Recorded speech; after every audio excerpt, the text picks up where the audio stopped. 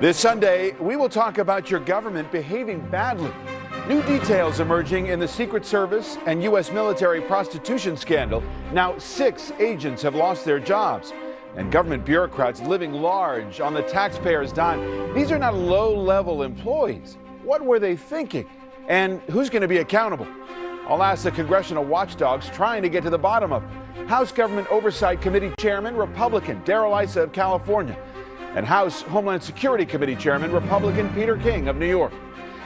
Good morning. There are new details this morning in the prostitution scandal involving the Secret Service and the U.S. military. Here is the very latest. Now, 12 Secret Service agents and 11 members of the U.S. military have been implicated in the scandal. 6 agents have already been forced out of the Secret Service, including 2 supervisors. We're told investigators from the Secret Service and the Pentagon have sought to interview some of the 21 Colombian women who were involved. They've obtained security video from the Hotel El Caribe and have been able to identify the women. And the man you see there, Director of the Secret Service, Mark Sullivan, briefed the president in the Oval Office on Friday. Jay Carney, the president's spokesman, saying unequivocally that the president, quote, has faith in the Secret Service and high regard for the agency. So that's where things stand. Where is it going? Joining me now, Republican Congressman from California, Chairman of the House Oversight and Government Reform Committee, Darrell Issa, and Republican Congressman from New York, Chairman of the Homeland Security Committee, Peter King. Welcome to both of you. Good morning, David. Thank you, David. Congressman King, let me start with you. Where is this headed? Ultimately, will everyone involved lose their job? I would say anyone who was found to be guilty will. As you know, there was one of the 11 has been partially exonerated, and he will probably not be terminated. He will face administrative action. But I would expect within a very near future to have several other Secret Service agents leaving the agency of those 11. And as you know, one other person has been added on. So Director Sullivan, from the moment this broke, has moved effectively, and this investigation is going full speed ahead. There are many, many agents in Colombia, interviewing the women involved, interviewing the hotel employees. There's I believe hundreds of Colombian police are assisting the Secret Service in this. So it's going all out. And from every indication I've seen, from the moment this scandal broke until now, there's no attempt to cover anything over. Everything is being, every possible lead is being examined. My staff, I began an investigation last week. I've sent a detailed letter to Director Sullivan with a list of questions that we need to be answered. We're in contact with the Secret Service and other sources of law enforcement. And from all I've seen so far, this investigation is going at a very proper rate and is going to be carried all the way, and it has to be. But Congressman King, what else needs to be known? What else do you want to know? Well, first of all, we have to know exactly what happened, when it began, who was involved, who in the chain of command found out about it, and what they did. Secondly, we have to make sure that there were no security violations, that nothing was made available to anyone other than the Secret Service, that there was no president was never compromised, that no information was ever made available to anyone else. Then we have to find out what is going to be done to ensure or to minimize the possibility of this ever happening again, because I have great regard for the Secret Service. I believe Director Sullivan has done a fine job, but the fact is that you can't allow 11 men like this to tarnish what the great reputation of that agency, and we have to make sure that others are not doing it, and that precautions are put in place and procedures in place to ensure it never happens again. Congressman Issa, let me pick up on that point. Are others doing it? Have others done it in the past? Where does this investigation need to go in terms of whether other members of government who are involved in security or otherwise who make these kinds of trips down there would be involved in this kind of activity? Well, I think echoing what Chairman King said, we're looking over the shoulder of Mark Sullivan, asking the director to do an exhaustive search, first of all, on this incident, but also to make sure from a human resource management standpoint that whatever in the culture allowed people to think this was okay, this could happen, would be gone and gone forever. And I have great confidence he's doing it. Obviously, nobody believes that something with 11 or 12 people involved couldn't have happened before. The real point is, will we have confidence that it'll never happen again? particularly foreign nationals having access to our men and women in the Secret Service. That's the important part that Director is working on. Yes, these were prostitutes, which is awful and salacious, but they were also foreign nationals. Every one of these Secret Service people who had a contact with any foreign national of any sort would have had an obligation to report this potential problem. So obviously, you know, it's bigger than that, but it's something that we believe that the Secret Service can fix.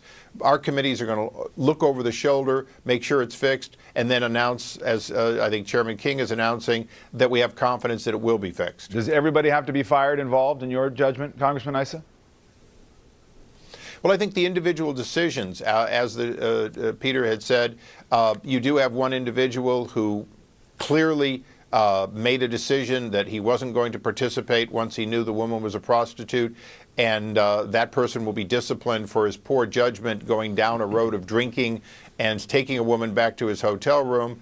But possibly that one and others like it could be handled administratively. Again, the most important thing for all of us is this never happen again or anything like it, because it could someday lead to a compromise if it isn't fixed. Congressman King, I think a lot of people look at this and say, first of all, the people you see around, the agents you see around President Obama, Vice President Biden, part of the protective detail, these were not the individuals who were involved. And of course, anybody like me, I've covered the White House for 8 years under President Bush. You see firsthand how first-rate the Secret Service is. Right. Nevertheless, these were not low-level agents involved. You do have supervisors involved. Just what were they thinking? Again, that has to be the question. And as Chairman Issa said, the key thing here is not that they were prostitutes. That makes it good, you know, for the tabloids. The fact that foreign nationals were brought back into a security area on the eve of the trip of the President of the United States goes against everything the Secret Service stands for, and the fact there were supervisors involved, 2 of the 11 were supervisors. This is just wrong. There's no way it can be explained, condoned, excused in any way. It's wrong, and that's what it has to be, really a zero-tolerance policy for this in the future. I'm confident Director Sullivan wants that as well, but again, we have to look into the entire matter, but I can't emphasize enough the key issue here, what are the foreign nationals and what these supervisors were thinking, especially the supervisors, what they were thinking is beyond me, since that is it's everyone's responsibility, but especially the supervisor's responsibility. The president a week ago reacted to this. Really, the only thing he said about it publicly, directly, this is what he said in Colombia last Sunday. If it turns out that some of the allegations that have been made in the press are confirmed, then of course I'll be angry. Chairman Issa, depending on what you find here, what do you want the president to do at the end of this? Well, I think I want the president to do what Chairman King and I are doing. Leave it to the professionals, look over their shoulder, make sure it's dealt with properly, and then let's move on. And remember, the Secret Service doesn't just protect the president, the vice president, the first family. They protect a host of other dignitaries and our cabinet, that's one of the reasons that we can't say, well, the elite weren't compromised. Every member of the Secret Service can potentially be an extremely important individual for protecting an equally important individual. So I think the president's anger, and I'm sure there is some, will be moderated by a recognition that this agency has to fix itself and that plenty of eyes are on it. He can focus on being president, and let's move forward and put this sorry incident behind all of us. Do you both agree that Director Sullivan should keep his job? I certainly do right now, based on everything I've seen so far. I have full confidence in him, yes. David, I do expect, though, in the next day or so, I think we're going to see more Secret Service agents leaving. So I think this investigation is moving, as far as those 11, very quickly. But I think Darrell and I would both agree it goes beyond the 11 as far as finding out what procedures are going to be implemented. What about culture, though? This is a piece of this. Back in 2002, U.S. News and World Report did a front-page story investigating some of these cultural questions within the Secret Service, and this is what they found. Here was the cover story. In part, they reported a U.S. News investigation shows that The agency is rife with problems and resistant to oversight and correction. The troubles range from alcohol abuse and misuse of government property to criminal offenses and allegations of extramarital relationships by Secret Service personnel with White House employees. Secret Service agents assigned to the elite counter assault team, which responds to any attack on the president, sometimes watch pornography on White House satellite channels, in the band room in the basement of the executive mansion. In Miami and Ohio, according to sworn affidavits by several agents, the Secret Service supervisors brought professional strippers into the offices. That's back in 2002. Do you think Congress has done its job in providing oversight, especially getting to some of the questions you're raising about a problem with the culture within the Secret Service? Which one? I'll take Go that. ahead. I think overall the Secret Service does an outstanding job. I think you can always find incidents, you can always find things to be looked at. But the fact is, this agency does a phenomenal job, and there's always people within an agency who can disclose this or that. The fact is, they do a good job. But I agree, especially based on what we saw in Colombia, there will have to be more oversight. I think the Secret Service realizes that. But there has been oversight over the years, and despite that story back in 2002, when you look over the last 10 years, this has been a very outstanding organization. And I think under Director Sullivan's leadership, it's been very powerful. Again, this thing in Colombia is something, though, that really stands out. It's interesting in both the case of this scandal, but also the General Services Administration scandal, the use of Facebook and email in talking about these excesses. Here was an example, back to the Secret Service story. Back in 2009, you had one of the Secret Service agents involved, Agent Cheney, posting on his site as he's protecting former candidate Palin, "I was really checking her out, if you know what I mean." And Governor Palin responded to that on Fox this week. Well, this agent who was kind of ridiculous there and posting pictures and comments about checking someone out. Well, check this out, bodyguard, you're fired. And to go along with that, Chairman Issa, you also have, in the case of the GSA, this regional director at the center of this lavish spending in Las Vegas, Jeff Neely, who this is the New York Post cover of, but this is a picture that he also posted as well, when he's out here at this conference on taxpayers' dime. This use of Facebook as if there's some corner of privacy that they have. Is that part of what you want to look at? Well, it certainly is a window into activity that we wouldn't otherwise have. But remember that the GSA scandal was uncovered by a hardworking inspector general who did a very, very good job. And that's one of the points that I think the American people have to understand.